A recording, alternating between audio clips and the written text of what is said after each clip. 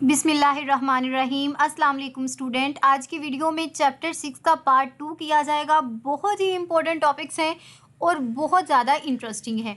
तो आइए स्टार्ट करते हैं हम अपना लेक्चर। इंशाल्लाह आज के लेक्चर में मैं आपको ऐसी टिप्स एंड ट्रिक्स बताऊंगी कि आप किस तरह से अपने एक वीक के अंदर तमाम सिलेबस कवर कर सकते हैं और फुल मार्क्स गेन कर सकते हैं। तो आइए चलते हैं लेक्चर की तरफ। सबसे पहला लेसन है lesson number 95, time division multiplexing.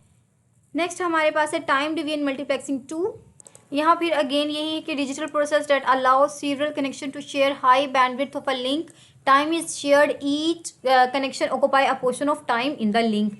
यानी कि ये एक ऐसा डिजिटल अमल है जो कई कनेक्शंस को एक ही लिंक की हाई बैंडविड्थ शेयर करने की इजाज़त देता है और इसके अंदर वक्त को शेयर किया जाता है। यानी हर कनेक्शन लिंक के अंदर टाइम का एक मखसूस पोर्शन लेता है।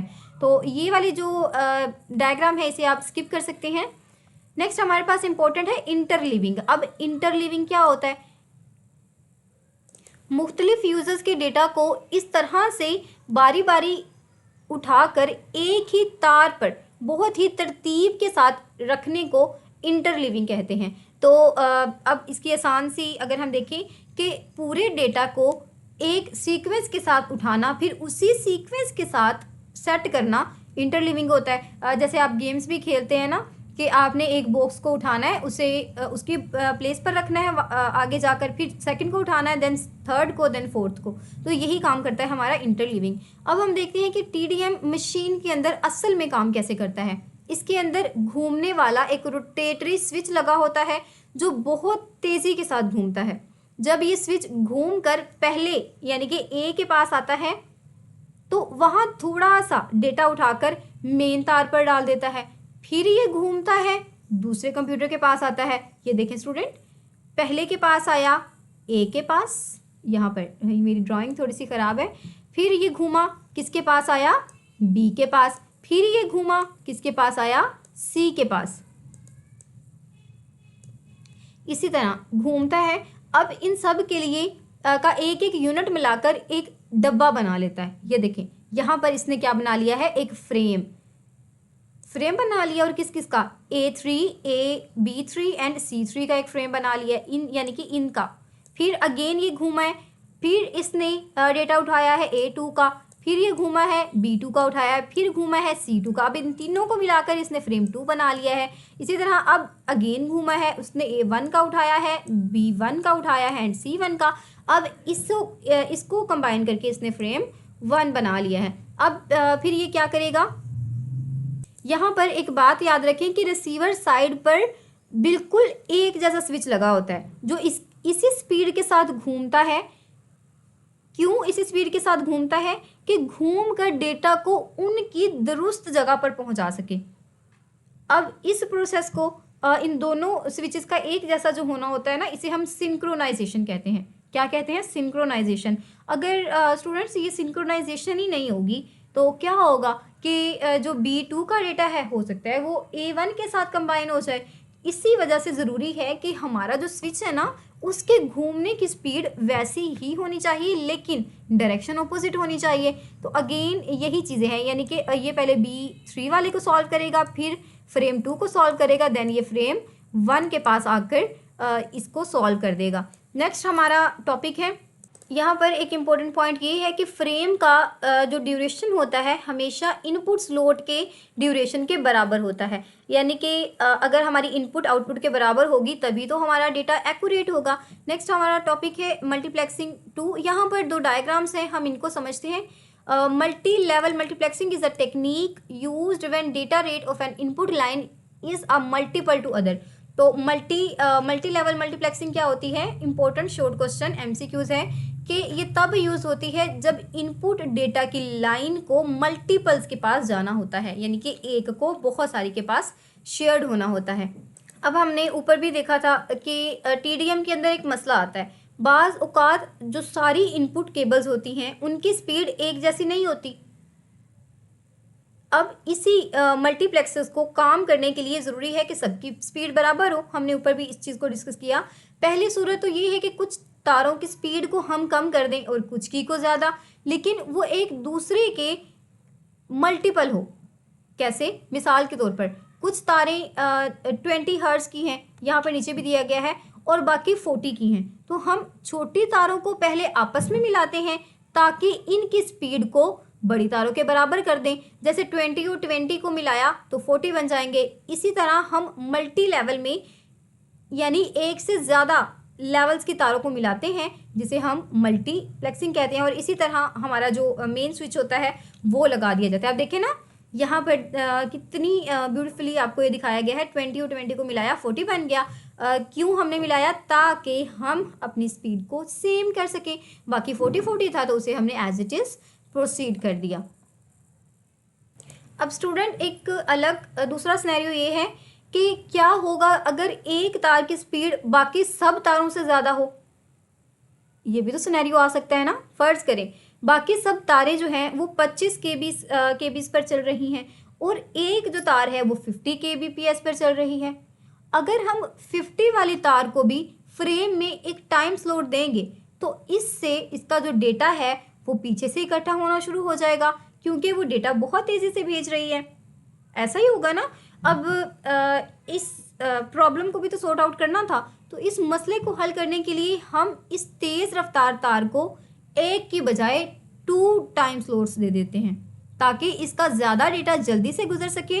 और इस काम के लिए इस 50 वाली तार को मेन मल्टीप्लेक्सर दे दिया जाता है, और इसी तरह जो डी मल्टीप्लेक्सर होता है वो भी इसको मेन दे दिया जाता है, और ये भी 50-50 के 2 पोर्शंस बना दिए जाते हैं। यही हमारे पास कॉन्सेप्ट होता है मल्टीपल मल्टीप्लेक्सिंग। क्या होता है? अब मल्टीपल मल्टीप्लेक्सिंग एक ऐसी टेक्निक है जो एक फ्रेम में एक ही इनपुट लाइन को एक से ज़्यादा टाइम स्लॉट्स देती है। ठीक है, तो ये देखें यहाँ पर दिया भी हुआ है। अब 50 था ना, तो 50 को इसने 2 टाइम स्लॉट्स दे दिए हैं। बाकी 20-25 था, 20-25 की 2 स्लॉट्स बना दिए। ऊपर हमने क्या किया था? ऊपर हमने 20-20 को कंबाइन किया था, यहाँ पर हमने उसको ब्रेक कर दिया है। तो यही आपका फ़र्क है मल्टीपल मल्टीप्लेक्सिंग के अंदर, और ऊपर हमने पढ़ा था मल्टी लेवल मल्टीप्लेक्सिंग। तो ये डिफरेंस आपको आना चाहिए। क्या डिफरेंस है? वहाँ पर हमने छोटों को मिलाकर बड़ा बनाया था ताकि हम बड़े सिग्नल के साथ डील कर सकें, उसकी जो लेवल है उसको सेम रख सकें। और यहाँ पर हमने क्या किया है? बड़े को तोड़कर छोटा बनाया है, क्योंकि हमारी जो बाकी जो सिग्नल थे वो छोटी फ्रीक्वेंसी पर ट्रैवल कर रहे थे। अब हमने 2 सिनेरियोस तो पढ़ लिए कि अगर लाइंस का अगर जो हमारी स्पीड है वो कम हो और एक की ज़्यादा हो तो हम क्या करते हैं। अगर हमारी जो ज़्यादा की स्पीड है वो ज़्यादा है और एक की कम है तो हम क्या करते हैं। 2 सिनेरियोस तो हो गए और उनका हल भी हो गया। अब तीसरी और आखिरी कंडीशन ये है कि अगर लाइनों की स्पीड का आपस में ही कोई जोड़ ना बनता हो तो हम क्या करें। फ़र्ज़ करें 2 लाइन्स है, एक 50 kbps की है और दूसरी 46 की है। बन गई ना मुसीबत। 46 और 50 में कितना ही फ़र्क है। तो अब 46 ना तो 50 का आधा है और ना ही डबल है। ठीक है, अब इस सिचुएशन के अंदर हम क्या करते हैं। इस सिचुएशन में हम एक बहुत ही सिंपल ट्रिक इस्तेमाल करते हैं। हम 46 वाली तार के अंदर से अपनी तरफ से 4 kbps का फेक या फिर एक फेक डेटा डाल देते हैं, जैसे हम डमी बाइट्स कहते हैं। ठीक है, डमी बाइट्स शामिल कर देते हैं। इससे इसका जो साइज़ होता है वो पूरा हो जाता है, 50 बिट्स का हो जाता है, और मेन मल्टीप्लेक्सर खुशी खुशी उसे कबूल कर लेता है। रिसीवर को पता होता है कि कौन सा डेटा ओरिजिनल है और कौन सा जाली है, इसीलिए उस जाली बाइट्स को मंजिल तक पहुंचाकर उसे हम वेस्ट कर देते हैं। और इसी टेक्निक को हम कहते हैं pulse stuffing, bit padding and bit stuffing. आगे समझ क्या किया हमने। ये मैथ ही है, जिस तरह हम मैथ के अंदर कुछ भी डालते हैं कुछ भी निकालते हैं ताकि हम एक अच्छे से रिज़ल्ट को परसीव कर सकें, तो यही हमने यहाँ पर किया है। कैसे हमने किया स्टूडेंट। हम डेटा रेट्स को कंपैटिबल बनाने के लिए इन इनपुट्स लाइन में डमी बाइट्स को शामिल करते हैं, और इन्हीं डमी बाइट्स को हम क्या कहते हैं, बिट स्टफिंग। स्टूडेंट ये MCQs आता है तो इसे आपने अच्छे तरीके से देखकर जाना है। नेक्स्ट हमारे पास multiplex time division multiplexing 4 topic है। स्टूडेंट ये वाला जो टॉपिक है आप इसे स्किप कर सकते हैं। ऊपर वाले अगर टॉपिक आपने अच्छी तरीके से किए हैं, कुछ भी नहीं आता इस टॉपिक के अंदर से, तो आपने इसे स्किप कर देना है। नेक्स्ट इसको भी आप स्किप कर दें। नेक्स्ट हमारे पास आता है टाइम डिवीजन मल्टीप्लेक्सिंग 5। यहाँ पर हमने पढ़ना है स्टैटिकल टीडीएम। तो स्टूडेंट्स यहाँ पर स्टार्ट में आपको सिंक्रोनस टीडीएम का ही थोड़ा सा बताया गया है। टीडीएम सिंक्रोनस टीडीएम में हमने पढ़ा था कि हर यूजर्स की बारी और टाइम फिक्स होता है। इसका सबसे बड़ा नुकसान ये था कि किसी यूजर्स का अगर कंप्यूटर बंद है तो उसके पास बेचने के लिए कोई डेटा ही नहीं है, तो फिर भी वो अपना टाइम लेता है और वो जो टाइम स्लॉट होती है बिल्कुल खाली होती है। इससे हमारी कीमती केबल का नुकसान हो जाता है। इसी मसले को हमने हल किया था स्टैटिकल टीडीएम या फिर एसिंक्रोनस टीडीएम से। इसके अंदर हम ने क्या किया था कि किसी की बारी फिक्स नहीं होती, हम स्लॉट्स को डायनामिकली एलोकेट करते हैं, यानी जिसके पास डेटा है उसे स्लॉट दे दो और जिसके पास नहीं है उसे छोड़कर अगले यूजर्स के पास बढ़ जाओ। इस तरह कोई भी स्लॉट खाली नहीं रहती थी और तारों की जो पूरी कैपेसिटी है 100% कैपेसिटी है वो यूज़ होती थी। तो इसी तरह स्टूडेंट आपका जैसे आपकी क्लास में होता है ना कि हर स्टूडेंट का एक मखसूस रोल नंबर होता है या एक मखसूस चेयर होती है। तो कभी कभार ये होता है ना कि जो चेयर्स होती हैं रोल नंबर 5, 6, 7 नहीं आया, तो आपकी टीचर क्या करती है, बाकी स्टूडेंट्स को वहाँ पर बिठा देती है। ये तो हो गया स्टैटिकल। अगर टीचर ये करे कि भाई वो स्टूडेंट्स नहीं आए तो उनकी चेयर पे कोई नहीं बैठेगा और बाकी जो स्टूडेंट्स आए हैं एक्स्ट्रा स्टूडेंट्स वो खड़े रहेंगे, तो वो आपका जो टेक्निक है वो सिंक्रोनस है। अगर हम रियल लाइफ में देखें तो ये मुहज़्ज़ब भी नहीं लगता कि खाली सीट पड़ी हुई है और लोग खड़े हैं। अब यहाँ पर देखें 4 लाइनें जा रही हैं, इसके पास भी डेटा है, इनके पास भी है, लेकिन ये वाली जो तार है ये बिल्कुल एम्प्टी है, लेकिन टाइम स्लॉट्स तो ये ले रही है। तो इससे बेहतर था कि हम ऊपर कुछ इसे शिफ्ट कर देते, टाइम भी बचता और हमारी स्पेस भी बच जाती। और इसी तरह ये आपको यहाँ पर स्टैटिकल टाइम डिवीजन का प्रोसीजर समझाया गया है। स्टैटिकल टीडीएम में हमेशा ये होता है कि आउटपुट फ्रेम की स्लाइड्स में इसे बनाया जाता है। हर फ्रेम की जो स्लॉट्स होती हैं उनकी तादाद इनपुट लाइनों की तादाद से कम होती है। मल्टीप्लेक्सर इन इनपुट्स को राउंड रोबन कर देता है, यानी राउंड रोबन अंदाज में उसे चेक करता है और अगर लाइन के पास भेजने के लिए डेटा हो तो उसके साथ इनपुट स्लॉट को एलोकेट कर देता है, वरना इस लाइन को स्किप कर देता है और अगली लाइन को चेक कर देता है। यानी कि जैसे आप देखें ना, यहाँ पर 1 था तो इसने इसको चेक किया और इसे राउंड अबाउट करके ऊपर से इसे 0 कर दिया और आगे से जो डेटा था उसे ट्रांसमिट कर दिया। इसी तरह यही कंसेप्ट हमारा नेक्स्ट इम्प्लाइज होता है। ये देखिए ना, यहाँ पर 0 0 था, ये हमारी सिंक्रोनस था और यहाँ पर देखें एम्प्टी स्पेसेस भी आ रहे थे, लेकिन अगर यहाँ पर हम चेक करें तो यहाँ पर डेटा ट्रांसमिट हुआ है, कोई ना कोई जो नंबर है वो आया है। क्यों? क्योंकि यहाँ पर डायनामिक स्लॉट्स एलोकेट हुए हैं। ये ऑप्शन कुछ इस तरह पूछा जाता है कि ऐसी कौन सी टेक्निक है टीडीएम की जहाँ पर डायनामिकली स्लॉट्स एलोकेट होती हैं, तो वो आपकी स्टैटिकल या एसिंक्रोनस है, और जहाँ पर आपकी तरतीब के साथ स्पेसिफिकली होती हैं, सीक्वेंस के साथ होती हैं, वो आपकी सिंक्रोनस होती है। नेक्स्ट हमारा टॉपिक है सेपरेट स्पेक्ट्रम। स्टूडेंट्स अब तक हमने वायर्ड के अंदर मल्टीप्लेक्सिंग पढ़ी थी, लेकिन जब हम हवा यानी कि वायरलेस की बात करते हैं तो वहाँ पर 2 अहम खतरात होते हैं। सबसे पहला खतरा तो ये होता है कि कोई हैकर हवा में मौजूद आपके सिग्नल को छुप कर सुन सकता है या फिर चुरा सकता है, जिसे हम इंटरसेप्शन एविस्ट्रॉपिंग कहते हैं।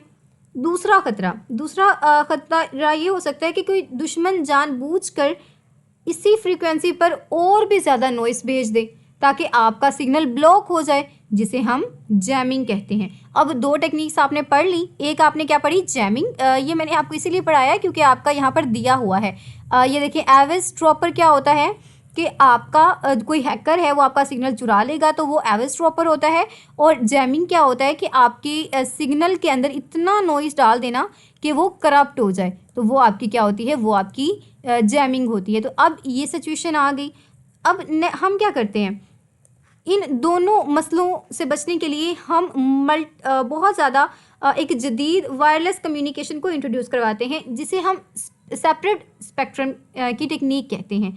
इसमें हम छोटे से और कमज़ोर सिग्नल को पकड़कर एक बहुत बड़ी बैंडविड्थ पर सेपरेट कर देते हैं और इसके अंदर कुछ फालतू यानी कि कुछ डमी डेटा को भेज देते हैं। लेकिन खुफिया डेटा की जो रिडंडेंसी होती है उसके अंदर हम उसे मिक्स कर देते हैं।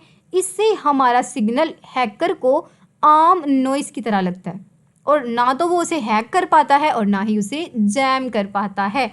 तो कितना मज़े का ये प्रिंसिपल है। जैसे आपकी रियल लाइफ की एग्जांपल है, फ़र्ज़ करें आपने अपने दोस्त को कोई राज की बात बतानी है। अगर आप दोनों एक बिल्कुल खामोश कमरे में बात करेंगे तो बाहर खड़ा शख्स उसे सुन सकता है, वो आपका एविस्ट्रोपर हो जाएगा। और अगर आप कमरे में ज़ोर ज़ोर से ड्रम बजाना शुरू कर दें यानी कि जैमिंग, तो आप बात ही नहीं कर पाएंगे, यानी कि बाहर कोई खड़ा होकर ये करना स्टार्ट कर दे। अब सेपरेट स्पेक्ट्रम का जो तरीका था, आपने क्या किया, अपने दोस्त को लेकर यूनिवर्सिटी की सबसे ज़्यादा रश वाले और शोरो गुल वाले कैफेटेरिया में चले गए। वहाँ जाकर एक ऐसी खुफिया कोड में बात करेंगे जो सिर्फ आप दोनों को समझ आती हो, जैसे वो फे की बोली, ते की बोली ऐसी हुआ करती थी बचपन में। तो वहाँ जाकर उससे क्या होगा कि वो जो बात है सिर्फ आप दोनों को समझ आएगी। अगर कोई हैकर सुनेगा भी तो उसे कैफेटेरिया का जो शोर है वही सुनाई देगा और आपका राज कोई भी नहीं चुरा पाएगा। ये हमारी प्राइवेसी होती है। तो स्टूडेंट, अपनी प्राइवेसी को भी आप मेंटेन किया करें। अब ये जो आपका सेपरेट स्पेक्ट्रम आपकी डेली लाइफ में है ना, वो है 2 स्टेप वेरिफिकेशन या फिर पास की बनाना। अपनी व्हाट्सएप के लिए, अपने गूगल अकाउंट्स के लिए, अपनी जीमेल्स के लिए 2 स्टेप वेरिफिकेशन को ऑन करें, ताकि ना तो कोई आपकी डेटा को ख़राब कर सके और ना ही आपके डेटा को स्टील कर सके। अब यहाँ पर देखें, आपके पास एक जो सिग्नल है वो बहुत ही कमज़ोर सा और बहुत ही कम बैंडविड्थ का है। अब ये सिग्नल इस डब्बे से निकलकर सेपरेटिंग प्रोसेस के पास जाता है। अब ये सेपरेटिंग कोड क्या करता है, इसके अंदर एक्स्ट्रा बिट्स डाल देता है या फिर खुफिया की या फिर डमी डेटा डाल देता है, जो हमारे पास असली सिग्नल के अंदर मिक्स कर दिया जाता है। और बाद में हमारे पास जो सिग्नल आता है वो काफ़ी बड़ी बैंडविड्थ का और काफ़ी स्ट्रॉन्ग होता है। और हमेशा इस चीज़ को याद रखें कि हमारा जो सेपरेट सिग्नल होता है, सेपरेटिंग प्रोसेस के बाद वाला जो सिग्नल होता है वो हमेशा बड़ा होता है ओरिजिनल से। वैसे नज़र भी तो आ रहा है ना स्टूडेंट, ये MCQs आता है, ये देखें ये छोटा सा है और ये आपके पास बड़ा है। तो इस पॉइंट को आपने माइंड में रखना है कि BSS always greater than B। Last one हमारा टॉपिक है, यहाँ पर हमने पढ़ना है सेपरेट स्पेक्ट्रम टेक्निक में से एक टेक्निक है फ्रीक्वेंसी होपिंग सेपरेट स्पेक्ट्रम, जिसे हम FHSS से डिनोट करते हैं। पहला MCQs तो यही है, इसकी फुल फॉर्म और शॉर्ट फॉर्म आपको आनी चाहिए। सबसे पहले होपिंग क्या होता है? होपिंग का मतलब होता है हप करना, यानी कि छलांग लगाना या उछलना। इस टेक्निक में हम अपने सिग्नल को भेजने के लिए किसी एक फिक्स्ड फ्रीक्वेंसी पर डिपेंड नहीं करते, बल्कि हम बहुत सारी फ्रीक्वेंसी का एक सेट बना लेते हैं और उस सेट का हम नाम रख देते हैं M। हमारा सिग्नल एक सेकंड के कुछ हिस्से के लिए एक फ्रीक्वेंसी पर जाता है और अगले ही लम्हे अचानक छलांग लगाकर दूसरी फ्रीक्वेंसी पर चला जाता है। चूँकि सिग्नल मुसलसल और तेज़ी से अपनी फ्रीक्वेंसी बदल रहा होता है, इसीलिए किसी हैकर या दुश्मन के लिए ट्रेस करना या रोकना तकरीबन नामुमकिन हो जाता है। तो यहाँ पर हमने क्या पढ़ा कि फ्रीक्वेंसी के अंदर हम डिफरेंट लेवल्स बना देते हैं। उसके साथ क्या होता है कि हमारी जो फ्रीक्वेंसी होती है वो ना फिक्स्ड नहीं होती।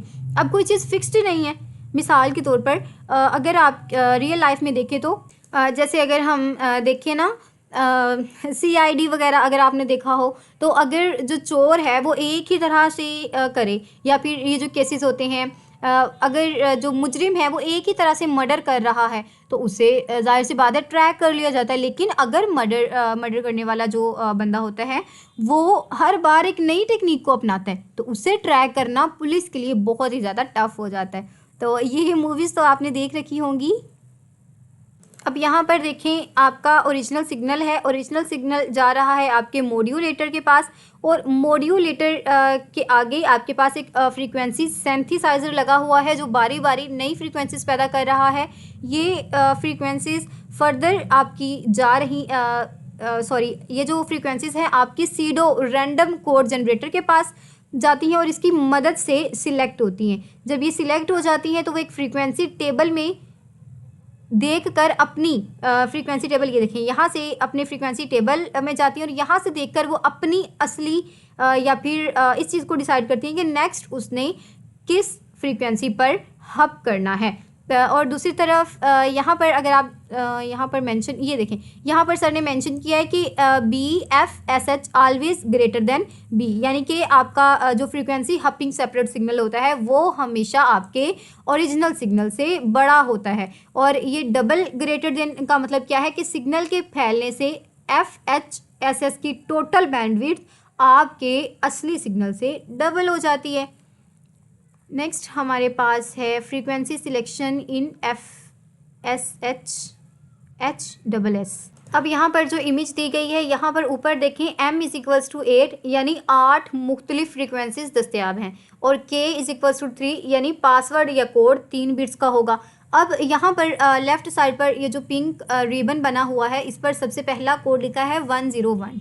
ये कोड यहाँ पर एरो की हेल्प से ये जो आपके पास फ्रीक्वेंसी टेबल है यहाँ पर जाकर अपनी फ्रीक्वेंसी को देखता है। जैसे ही उसे 101 मिला तो क्या उसने देखा, उसके आगे वाला क्या था 700, तो इससे उसने इस बात का अंदाज़ा लगाया कि इसकी जो अगली छलांग होगी वो 700 की होगी। इसके बाद वो 111 पर आता है, फिर वो उसे कंबाइन करता देखता है 900, तो इसका मतलब है कि अगली जो हब करेगा वो 900 पर जाकर करेगा। इसी तरह